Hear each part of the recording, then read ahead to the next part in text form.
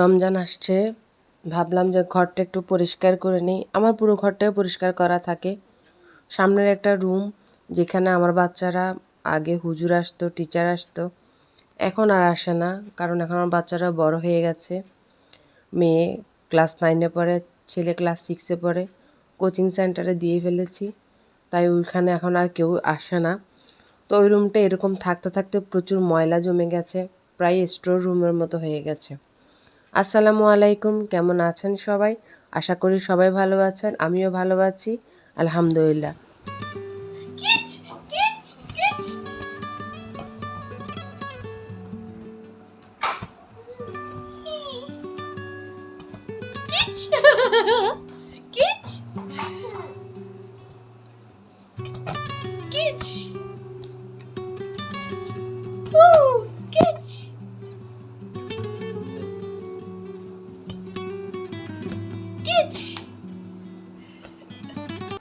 আজকে একদম ভোরবেলা থেকে কাজ শুরু করে দিয়েছি। প্রথমে কাপড়গুলো ধুয়ে ফেলেছি, এর ভেতরে আমরা নাস্তাটা সেরে নিয়েছি।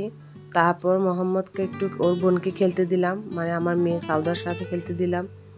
আর আমি এসেছি সবজি কাটার জন্য, যেহেতু রান্না করতে হবে। রান্না তো রেগুলার কাজ, এটা করার দরকারই আর খেতে হবে, তাই রান্না করার জন্য ব্রকলি কেটে নিচ্ছি। তারপরে কেটে নেব ক্যাপসিকাম, তারপরে পেঁয়াজ, যা যা লাগে তাই কেটে নেব।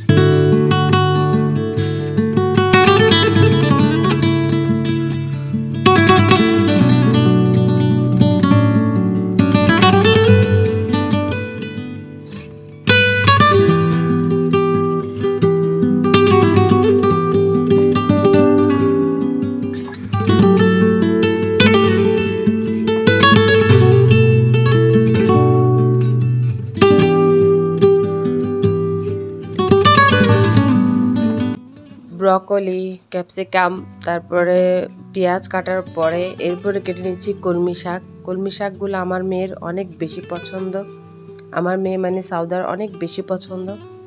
সে কোনো শাক খেতে এতটা স্বাচ্ছন্দ্য বোধ করে না কলমি শাক খেতে যতটা স্বাচ্ছন্দ্য বোধ করে। এবং কলমি শাক সে বাটিতে নিয়ে এমনি এমনি হলেও, ভাত না, কোনো রুটি পরোটা কিছু না, এমনি চামচ দিয়ে বসে বসে খায়। জানি না ওর কাছে কেন কলমি শাকটা এত বেশি পছন্দ। তবে আমি কলমি শাকটাকে বিভিন্ন স্টাইলে রান্না করি।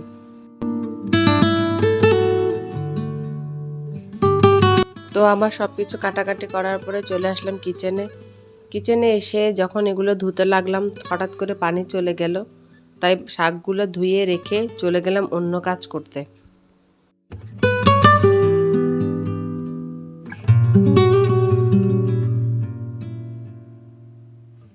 পানির মোটরটা ছেড়ে দিলাম আর স্টোর রুমের মতো রুমটাতে ঢুকে গেলাম। আসলে এটা স্টোর রুম না, এটা আমার ঘরে ঢুকতে প্রথম রুমটা। একটা কথা আছে না, যদি ব্যবহার না করে দামি জিনিসও অমূল্যবান হয়ে যায়। তো আমার এই রুমটাতে সবসময় আমার বাচ্চাদের টিচার, তারপরে হুজুর আসতো।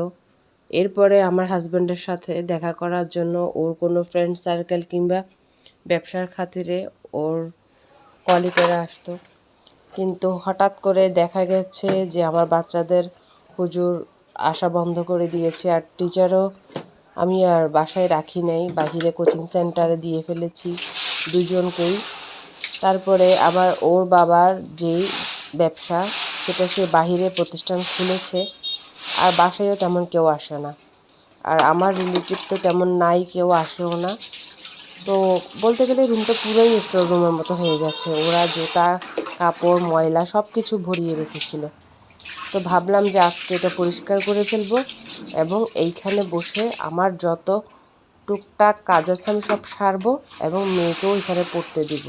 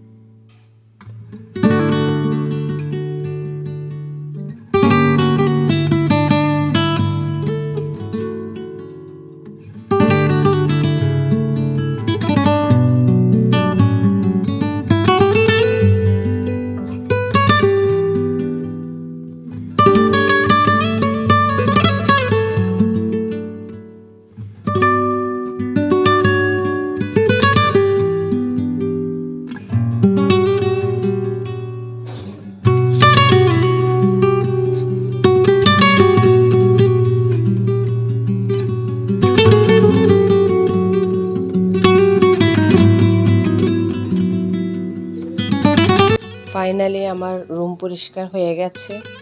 তো একটু ডেকোরেশন করার জন্য দুটো গাছ নিয়ে আসলাম। এগুলো আমার বাসায় অন্য রুমে ছিল। তো যেহেতু শীতকাল ছিল গাছের পাতাগুলো একটু মরা মরা হয়ে গেছিলো, নতুন করে আবার পাতা গজিয়েছে। এই যে এখন কত সুন্দর লাগছে। আর নিচে আমি আরেকটু ব্রাশ দিয়ে ক্লিন করে দিব। তো এখানে আমি মোহাম্মদকে বসিয়ে দিলাম। মোহাম্মদ গাছগুলো ধরে ধরে দেখছে আর মোহাম্মদ অনেক বেশি খুশি।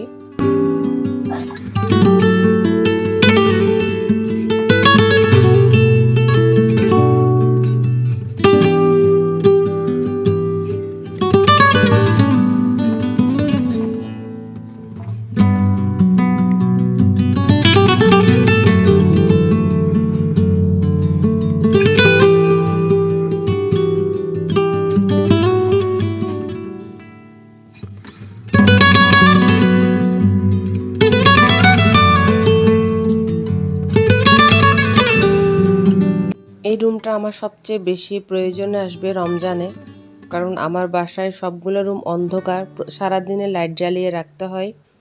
তো একটু এখানে আলো আছে, কাজ এখানেই করতে পারবো। এরপরে চলে আসলাম ছাদে। সব কিছু ঘরের গুছানোর পরে চলে আসলাম ছাদে, কারণ হচ্ছে ছাদ থেকে কাপড় নিয়ে যাওয়ার পরে আমরা ফ্রেশ হব। ফ্রেশ হওয়ার পরেই বাকি কাজগুলো করব।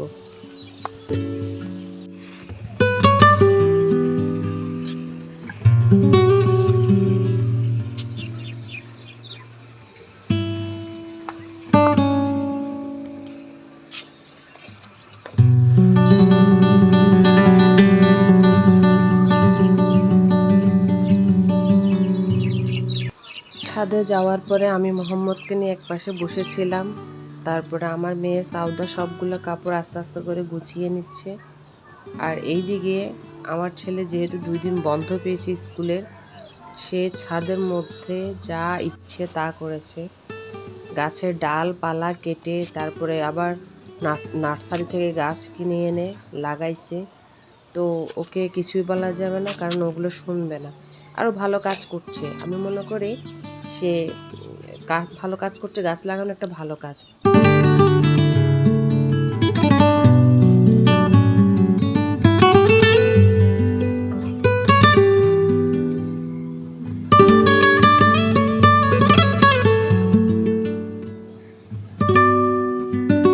কাপড় নেওয়া শেষে আমরা এখন নেমে যাচ্ছি, বাসায় চলে যাচ্ছি। এটা আমাদের সিঁড়ির রাস্তা।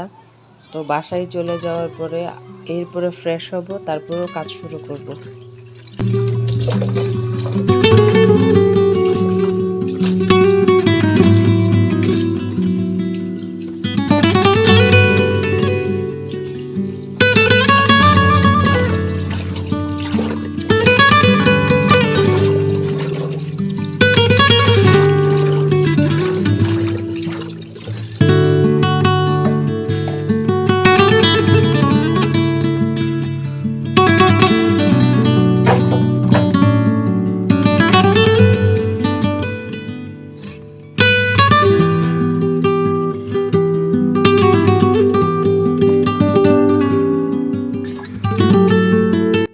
তখন যেহেতু পানি ছিল না, এখন পানি আসার পরে সব কিছু ধুয়ে রান্নার জন্য প্রস্তুত করে নিলাম। আর আজকে রান্না করব ব্রকলির সবজি।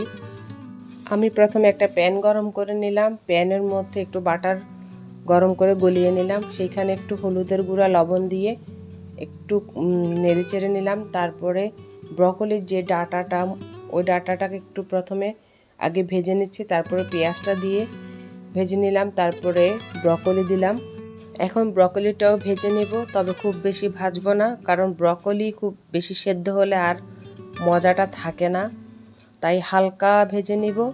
ব্রকলিটা সেদ্ধ হওয়ার পরে তারপরে ক্যাপসিকামটা ভেজে নিব।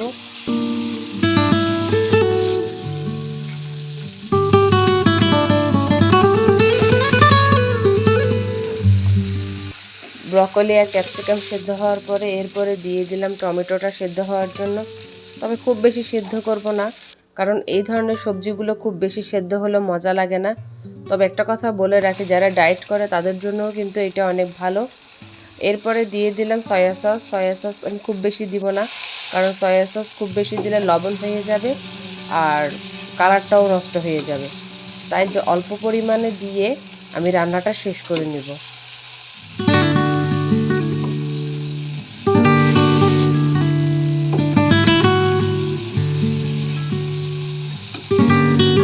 আমার রান্নাটা শেষ, এখন আমি প্লেটে নিয়ে নিলাম আর ডিম কেটে উপরে দিয়ে দিলাম, সেদ্ধ ডিম।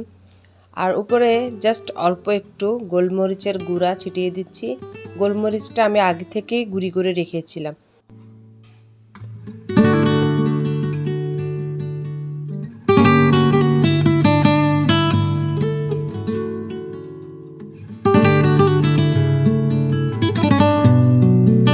এরপরে রান্না করব ইলিশ শুটকির পাতলা ঝোল। তাই আমার যা যা লাগবে আমি আমার রুচি অনুযায়ী আমি মশলাটা কষিয়ে নিচ্ছি। এরপর আমি ইলিশ মাছের শুটকিটা দিয়ে দেব।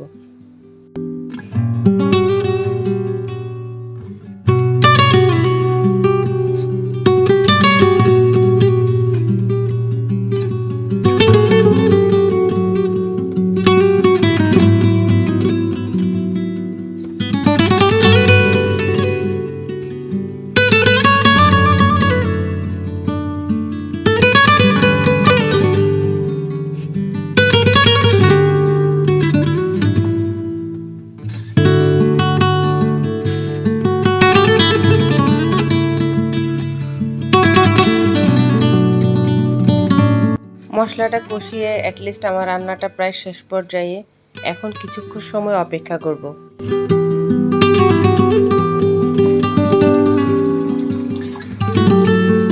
কিছুক্ষণ পরে আমার মাছটাও হয়ে গেছে। এখন আমি কলমি শাক ভাজি করার জন্য চুলায় তেল, রসুন, শুকনো মরিচ, পেঁয়াজ বসিয়ে দিলাম। আর এই কলমি শাকটা আমার মেয়ের কতটা যে পছন্দ, সে এগুলো কিছুই খাবে না, সে কলমি শাকটাই খাবে। আর এমনভাবে খাবে, ভাতের চেয়ে কলমি শাকটা সে বেশি নেবে।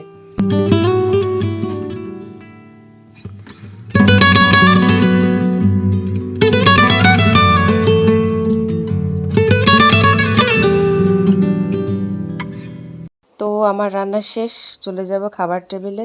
আজকে আর কিছু রান্না করব না, আর আগে বাচ্চাদেরকে খাইয়ে দিব, পরে আমার প্লেটটা সাজিয়ে নেব। তো আমার প্লেটটা সাজিয়ে নিলাম। আমি বরাবরের মতো এভাবেই খাই, সেটা আপনারা অন্যান্য ভিডিওতে দেখেছেন। তো আজকে আমার এই খাবারগুলো খাবো আলহামদুলিল্লাহ। এই যে একটু সামনে থেকে আপনাদেরকে দেখিয়ে দিলাম, ইলিশ শুটকির পাতলা ঝোল, কলমি শাক ভাজি আর ব্রকলির সবজি। তো আল্লাহ হাফেজ, সবাই ভালো থাকবেন, সুস্থ থাকবেন।